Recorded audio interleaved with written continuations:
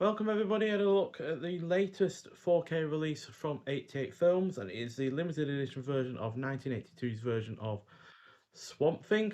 So this is directed by Wes Craven, who obviously did the first 4 Scream films, as well as the first and 7th Nightmare on Elm Street films, as well as The Hills of Eyes, Red Eye, and outside of the first 2 series I mentioned, my absolute favourite from him will be The People Under the Stairs. So this is a superhero film, and depending on which version you watch, it's either 91 minutes or 93 minutes long. Stars Louis Jordan, who I've only seen in one other film, and that will be the following year's Octopussy out of the James Bond series. He'd also play the villain in that film. Also stars Adrienne Barbeau, who was well known for her films with likes of John Carpenter with The Fog and Escape from New York. She was also fantastic in one of the stories in Creepshow, and she was really rather good in the Cannonball Run as well.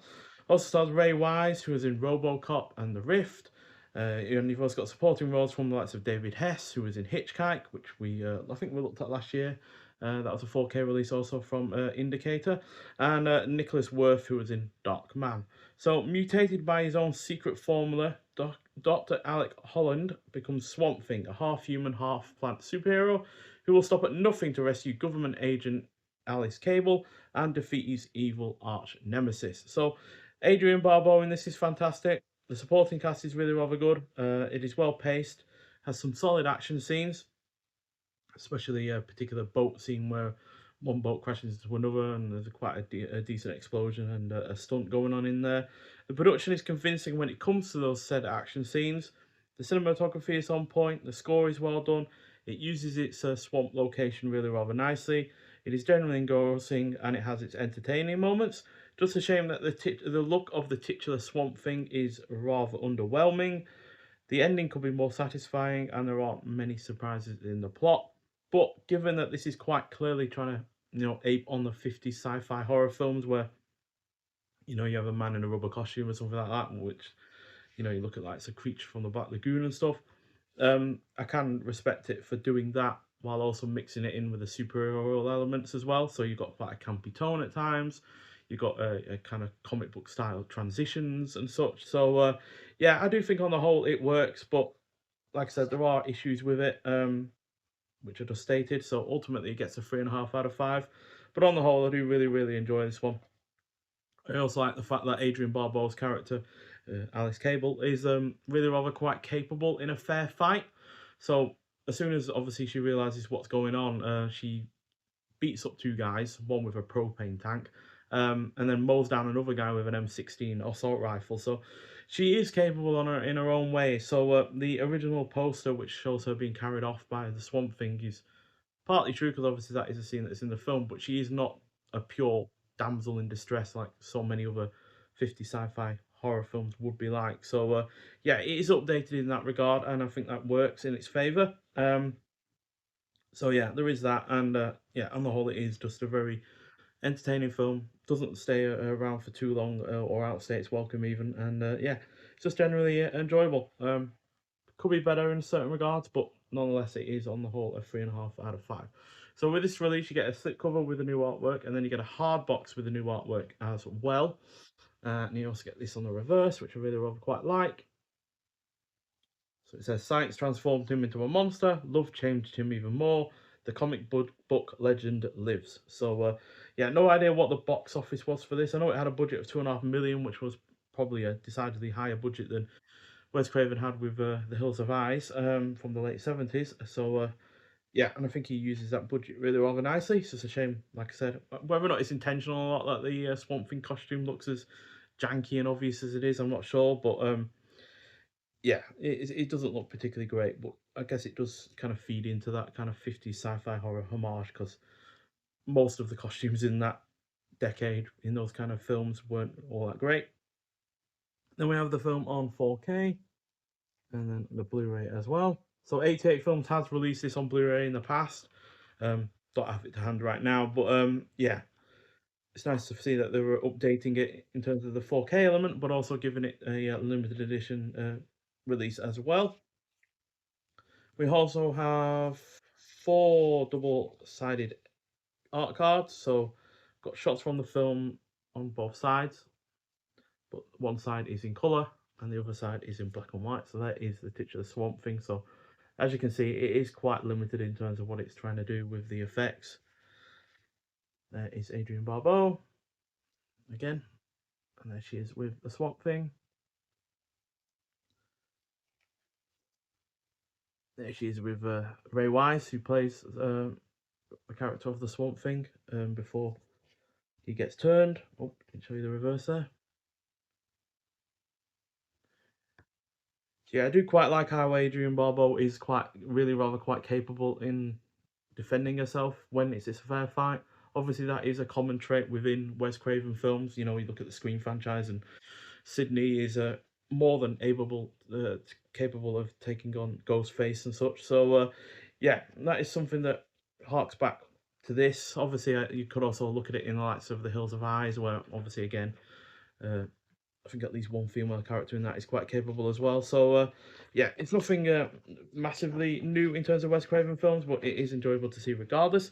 We also get a double-sided poster with this release. Nice thick paper, not the massive kind of one that we've seen in other limited edition releases from like Savara Video and such, but still nice enough. So that's the original poster work there.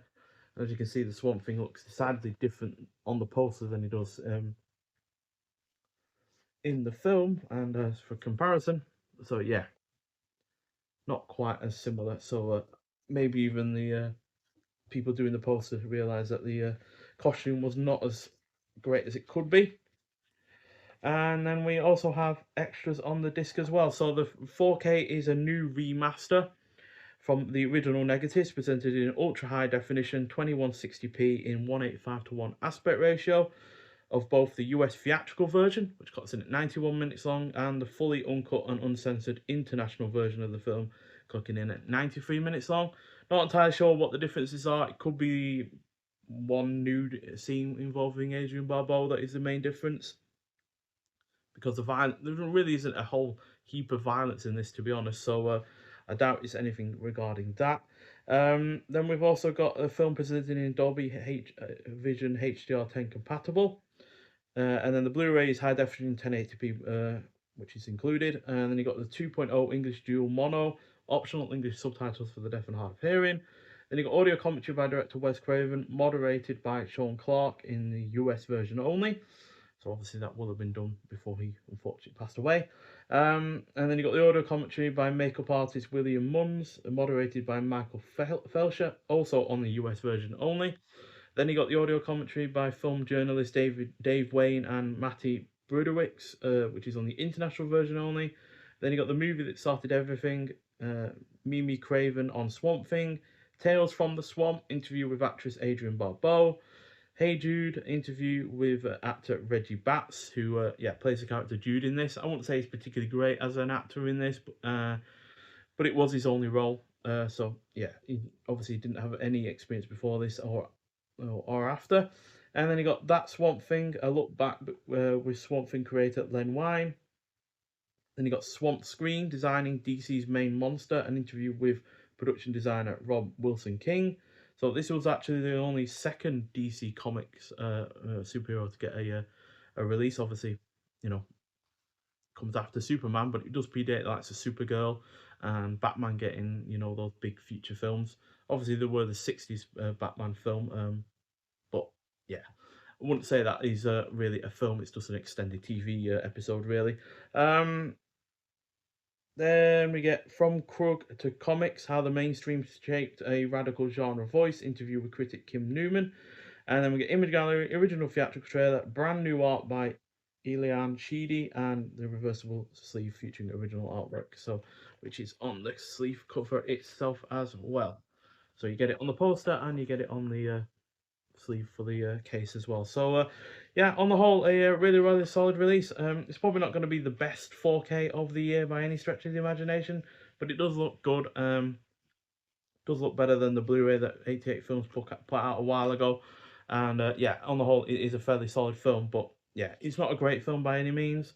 I can certainly see why people do have their issues with it, because if you're not a fan of, say, 50 sci-fi films and or sci-fi horror films even, and all of their flaws and quirks, then you aren't going to get much out of this, because there are parts where you could say it's slow, very talky and such, but on the whole, I do think it manages to be an overall good film, and there are more elements to it that are a positive than a negative. So, yeah, that's why it gets a solid 3.5 out of 5. And yeah, really glad that 88 Films have put this out on 4K finally, especially as a limited edition version, because yeah, this is a film that deserves that kind of treatment as far as I'm concerned. So yeah, get out there and see it if you haven't already. But yeah, if you have seen Swamp Thing before, I'd like to hear your thoughts on it. But thank you for watching anyway, and I'll see you in the next one. Bye.